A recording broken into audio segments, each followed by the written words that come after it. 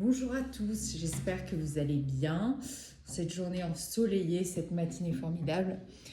Aujourd'hui, je voulais parler avec vous de tout ce phénomène. Un jour, il y a toutes les guerres physiques qui ont cessé, enfin, en partie. Il y a eu la curialisation des guerriers, tout ça à l'époque. Et donc, il y a une intériorisation des émotions.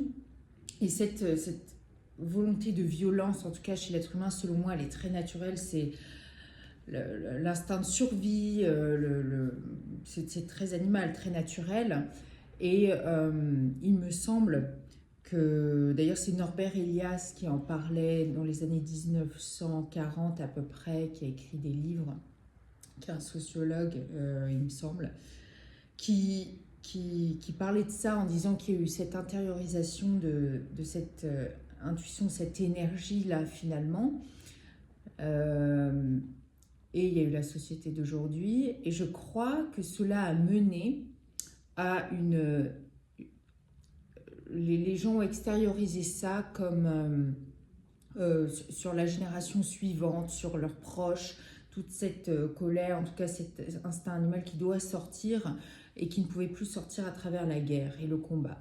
Alors, il me semble qu'on n'a jamais vraiment appris comment extérioriser cette énergie. Je pense qu'avec un guide de vie comme Your Values, les valeurs de vie, la maîtrise de soi avant de vouloir maîtriser l'autre, c'est tout un système que l'on n'a jamais testé, enfin qu'on a testé sur les gens à travers la méditation. On voit que ça fonctionne très bien. Il me semble que ce serait vraiment intéressant de pouvoir l'instaurer à l'école.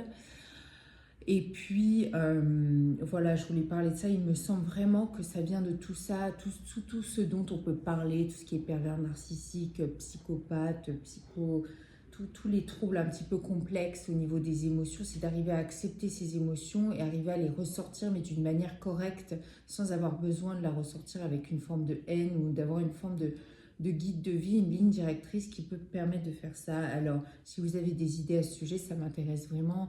Je me suis souvent posé la question d'où est-ce que ça venait. Je pense que de génération en génération, ça s'est transmis. Voilà le message d'aujourd'hui. Je vous souhaite une très belle journée et à bientôt.